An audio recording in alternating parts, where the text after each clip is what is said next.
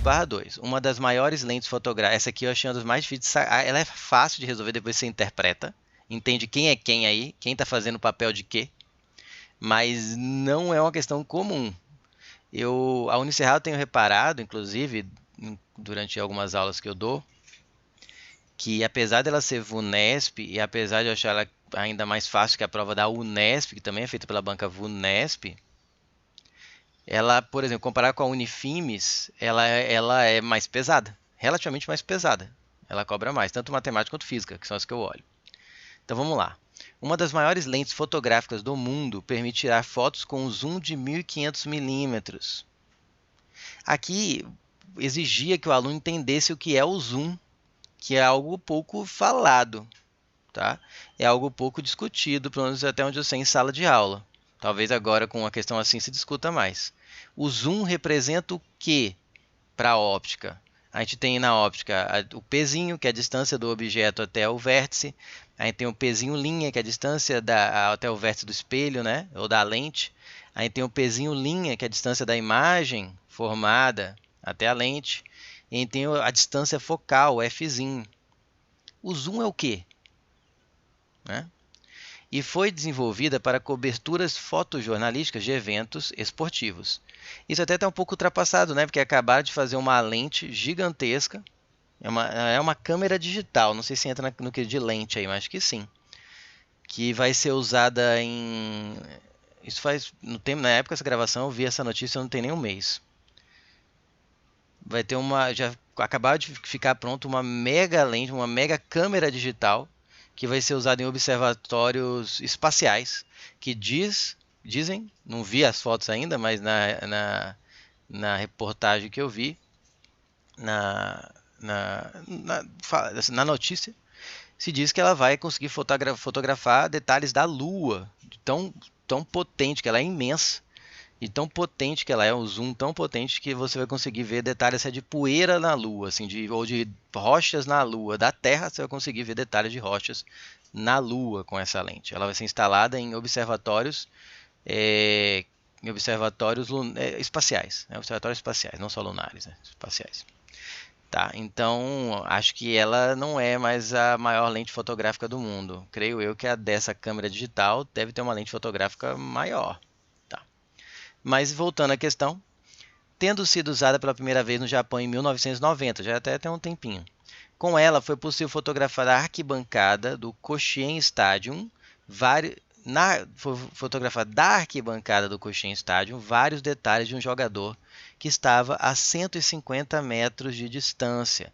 Então o jogador foi fotografado a 150 metros de distância. O fotógrafo estava lá na arquibancada e conseguiu ver detalhes de um jogador a 150 metros de distância, um baita zoom, né? O aumento A proporcionado por essa lente foi de aproximadamente... Então, primeira coisa, aumento linear. Qual é a equação? Vamos lembrar? Já que pode cair, né? Eu acho que a equação mais famosa do aumento linear, pelo menos a primeira que na minha época você aprendia, acho que ainda hoje para você ensina o primeiro essa, não é a que cai mais hoje em dia. É o menos P' sobre P, menos a distância da imagem ao vértice da lente, dividido pela distância do objeto ao vértice da lente. Só que a que tem caído mais vestibulares recentemente é a outra versão, que é quando você usa essa equação para fazer substituições aqui, ó, que é 1 sobre F é igual a 1 sobre P mais 1 sobre P'. Eu não vou usar nessa questão, mas se você isolar e substituir aqui, se eu não me engano, não vou deduzir agora, mas eu acho que é assim, você tem aqui essa equação do aumento linear, F sobre F menos P, e ela é legal porque ela não depende do P'. Ela depende só da distância focal e do P. Pronto, eu vou usar aquela equação. Por quê? Bom, obviamente, o jogador é o objeto fotografado. Então, se ele está a 150 metros de distância da câmera, ou seja, do vértice do espelho, os 150 metros, obviamente, tem que ser o Pzinho. E o zoom? Aí que você tem que entender o zoom. Quando você dá um zoom, você muda o que na câmera? A distância focal. Então, um zoom de 1500 milímetros significa que é uma distância focal de 1500 milímetros. Essa era a grande sacada dessa questão, na minha opinião, porque agora é só, ele quer o aumento, então vamos fazer F sobre F menos P, só que de novo, como em outras questões que a gente fez hoje, você percebe que na Unicerrado há uma preocupação aí se o aluno sabe fazer conversões de unidades, sabe fazer as unidades de medida conversarem. Observe que as respostas são adimensionais, elas não vão te ajudar aqui, elas não têm unidade de medida. Por quê?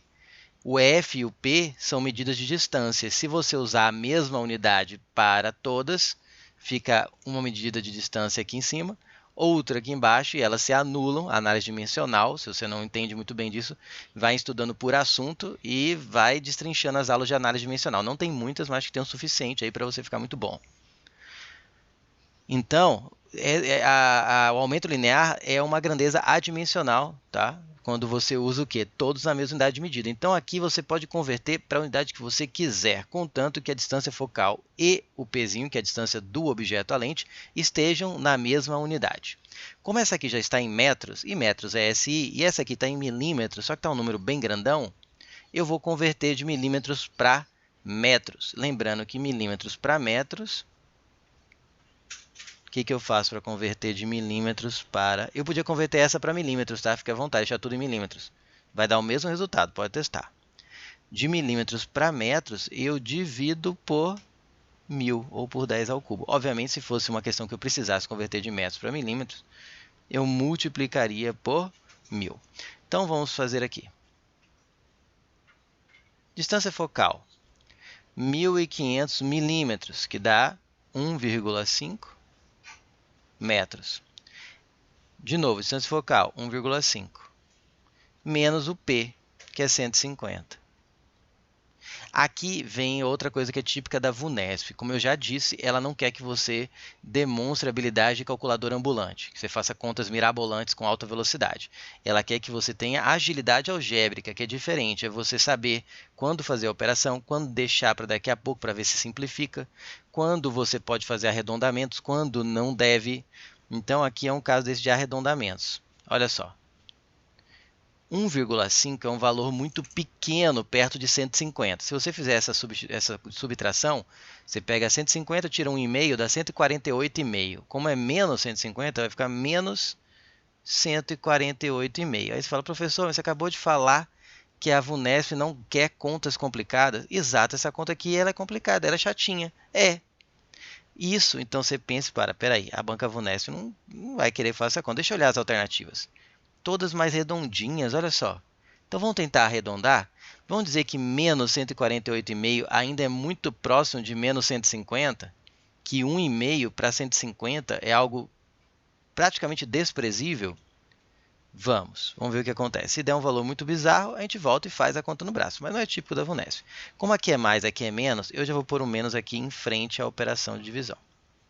Então aqui eu vou colocar que o A é aproximadamente, não é igual porque eu vou fazer um arredondamento, e 148,5 eu vou voltar para 150. Vou dizer que pegar 1,5, 150 e tirar 1,5 é praticamente 150 ainda, é desprezível. Então o aumento linear vai ser aproximadamente menos, observe que 150 é 100 vezes maior que 1,5. Se você simplificar aqui, vai ficar 1 sobre 100. Espera aí, 1 sobre 100 é 0,01. Pronto.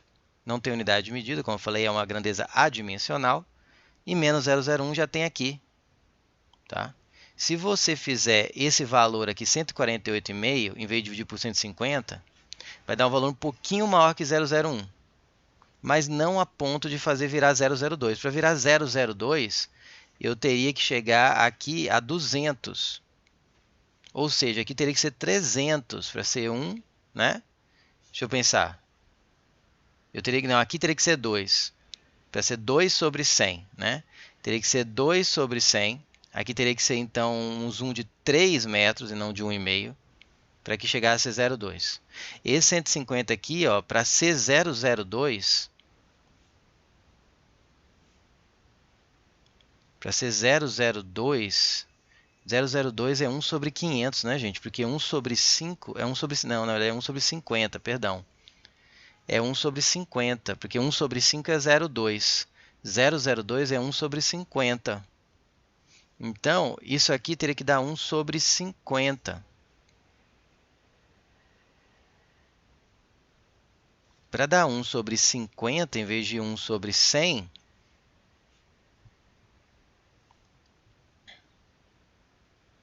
eu teria que fazer o quê? Deixa eu ver. 1,5 sobre x teria que dar 1,50. Quanto teria que ser esse valor aqui? Arredondado para quanto? 100 vezes dá 150, teria que ser 75. Não é isso? Teria que ser 75. É, metade, né? Claro. Agora foi desleixo meu. Tinha que ser, para dar o dobro, aqui teria que ser metade. Teria que ser arredondado para 75. Então não teria como chegar a 002. Né? Porque seria um arredondamento muito brutal. De 148,5 arredondar para 75. Está muito mais perto de 150. Tá? Mas é um teste que você pode fazer. Aqui vocês estão vendo a minha mente trabalhando como eu faria na prova. Tá certo? Eu ficaria assim, eu fiz um arredondamento. Será que eu podia? Tem 001 e tem 002. Será que eu arredondei que é perigoso ter o gabarito ser 002? Menos 002? Eu menos já vi que tem. Será que eu fiz um arredondamento muito grosseiro? Em vez de tentar fazer a conta que vai ser quebrar demais, veja quanto que teria que ser esse valor de baixo, supondo 1,5 ali, para dar 002. E teria que ser 75. 75 está muito longe de 148,5. Tá? Então não tem como estar próximo de 002. Está muito mais próximo de 001, com certeza. E aí eu fico com um gabarito. Adiante.